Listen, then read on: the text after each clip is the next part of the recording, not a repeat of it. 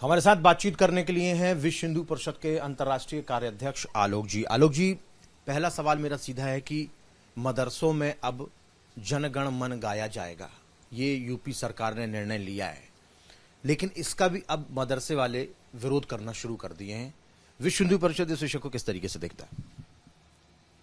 जनगण मन पूरे राष्ट्र का गान है, आइडेंटिटी है। इसको गाना गौरव की बात है।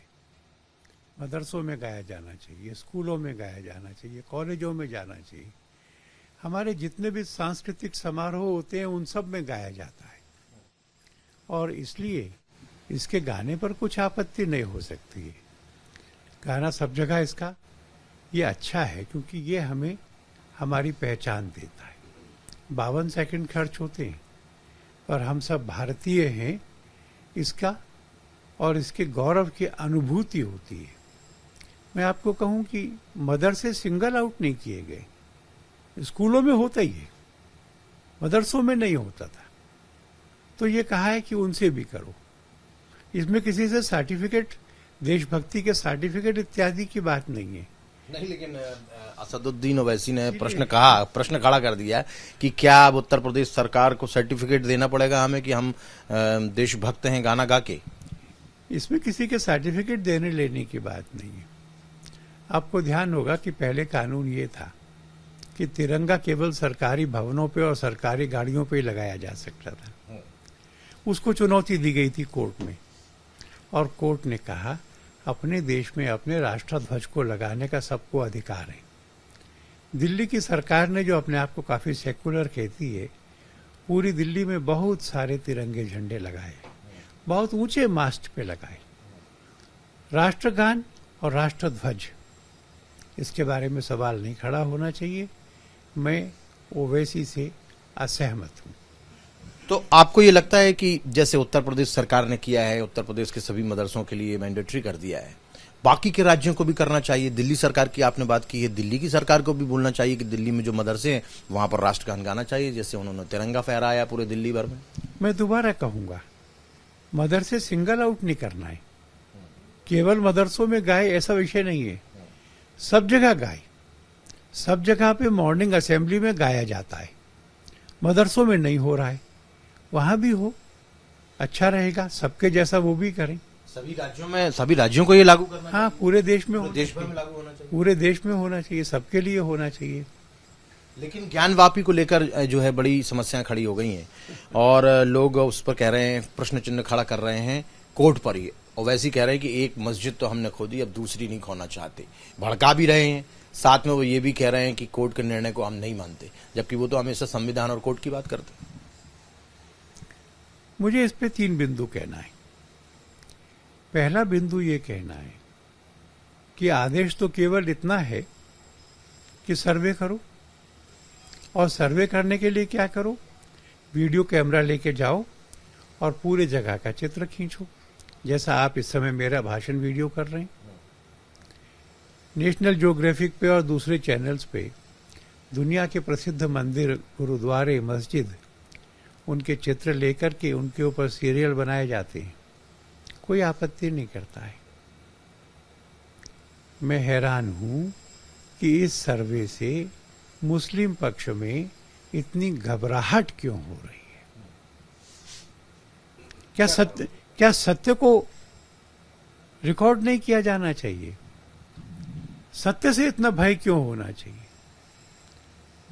इसमें दूसरे बिंदु में ये कहना चाहता हूं कि जब पहले कमिश्नर को अपॉइंट करने का ऑर्डर हुआ था, उसके खिलाफ मुस्लिम पक्ष हाई कोर्ट में गया था, बहस सुनी गई, वो पराजित हो गए। अब ऐसा तो नहीं हो सकता कि मैं कोर्ट में जाऊंगा, जीत गया तो कोर्ट की मानूंगा, हार गया तो नहीं मानूंगा। ऐसा होगा तो कानून का शासन कहां रहेगा? तीसरा, और जिस विषय पर ओवैसी मुसलमानों को झूठ भड़का रहे हैं, यह सवाल मस्जिद का नहीं है।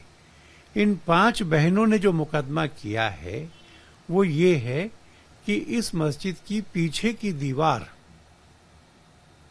उसके पीछे की दिशा, साइड जो सड़क की ओर खुलती है, उसमें श्रृंगार गौरी की प्रतिमा उकेरी गई है। और अभी भी दोनों नवरात्रों में जो चौथ का दिन आता है उस दिन इसकी पूजा की अनुमति है। मैं 1974 में वहां गया था। काशी विश्वनाथ जी के दर्शन करके महिलाएं श्रृंगार गौरी को सिंदूर अर्पित करती थी। 1990 तक करती थी। और ये 1990 इंपॉर्टेंट है, क्योंकि जिस प्लेसेस ऑफ वर्शिप एक्ट की ओवैसी बात करते हैं वो कहता है कि 1947 का जो प्रयोग है किसी धर्म स्थल का वो बदला नहीं जाएगा। तो न केवल 1947 बल्कि 1990 तक श्रृंगार गौरी का नित्य पूजन संभव था। अभी भी वर्ष में 2 बार होता है। इसलिए मस्जिद खोने का विषय नहीं है। उस दीवार में जो पूजन नित्य होता था वह अब भी नित्य और आबाद हो, ये विषय है। इसलिए इसमें किसी को भड़काना ये संगत नहीं होगा। एक अंतिम सवाल जानना चाहता हूं, क्योंकि जम्मू कश्मीर में एक और जो पंडित हैं उनकी हत्या कर दी गई, कश्मीरी पंडित की, और पूरा जम्मू कश्मीर जल रहा है। एक बार फिर से आतंकवादियों ने टारगेट किया है वहां के पंडितों को, क्या कहना चाहेंगे? ये बहुत दुर्भाग्यपूर्ण है। सब सुरक्षा प्रबंधों के बावजूद इस वर्ष में ये तीसरी घटना है। सरकारी कर्मचारियों को, हिंदू ब्राह्मणों को और पंचायत के चुने हुए सदस्यों को चुन चुनकर मारा जाना। ये कहा जाता है कि अगर सुरक्षा बल 99 बार बचाने में सफल होते हैं, 1 बार फेल होते हैं, तो वह एक हत्या भी अब तक की सारी प्रगति को नेस्तनाबूद कर देती है। इस चुनौती का पूरे देश को सामना करना है। मनोबल को गिरने नहीं देना है। साहस के साथ अंतिम विजय तक लड़ेंगे, ये संकल्प करना है। उस परिवार के हम सब लोग साथ हैं। पूरा देश उस परिवार की चिंता करेगा। जो नुकसान हो गया उसकी भरपाई नहीं हो सकती, पर उसके परिवार के लोगों को एक भाई के नाते से, एक मित्र के नाते से सारा देश देखे, इसकी आवश्यकता है। हम लोग भी इसको करेंगे। क्योंकि विश्व हिंदू परिषद सपोर्ट कर रही है उसको, तमाम लोग हैं, राजनीतिक दल भी हैं, वो भी कह रहे हैं कि हम निंदा करते हैं, लेकिन सिर्फ निंदा से कुछ नहीं हो रहा, क्योंकि लगातार वहां पर इस तरीके की जो घटनाएं वो बढ़ती चली जा रही हैं। केंद्र सरकार के खिलाफ भी कुछ लोगों ने मोर्चा खोल दिया है, भारतीय जनता पार्टी के खिलाफ भी मोर्चा खोल दिया है, वहां के एलजी उनके खिलाफ भी नारेबाजी चल रही है। तो अब सरकार को कुछ ऐसे ठोस कदम उठाने पड़ेंगे जिससे कि इस चीज को रोका जा सके। और दोबारा से वहां पर पंडितों को बसाने की बात जो सरकार कह रही थी, ऐसे में तो वो बस नहीं पाएंगे, क्योंकि भय व्याप्त करने की पूरी कोशिश की जा रही है आतंकवादियों द्वारा। मैं ये नहीं मानूंगा कि सरकार इस बारे में निष्क्रिय रही है। जितने आतंकवादी मारे गए इस समय में, उतने तो पहले सब मिला के नहीं हुआ था। जो दबाव बनाया गया है, जो सुरक्षा व्यवस्थाएं बढ़ाई गई हैं, जो घाटी में विकास करके वहां के लोगों का मन जीतने का प्रयत्न किया गया है, पर अभी भी कहीं कहीं पे छिद्र है। उस छिद्र को जल्दी भरना आवश्यक है, और इसके बारे में सारे देश की चिंता के साथ हमारी भी चिंता है, और हम चाहेंगे कि सरकार इस बारे में और सतर्कता से सुरक्षा के प्रबंध करे। बीएचपी चाहता है कि पीओके को भी कब्जे में कर लिया जाए, क्योंकि वहीं से ही सबसे ज्यादा आतंकवादी आते हैं। जब भारत के कब्जे में आ जाएगा तो फिर तो चांस कम हो जाएंगे आतंकवादी आने के। हम तो अखंड भारत चाहते हैं। हम तो लाहौर भी चाहते, ननकाना साहब भी चाहते, करतारपुर भी चाहते।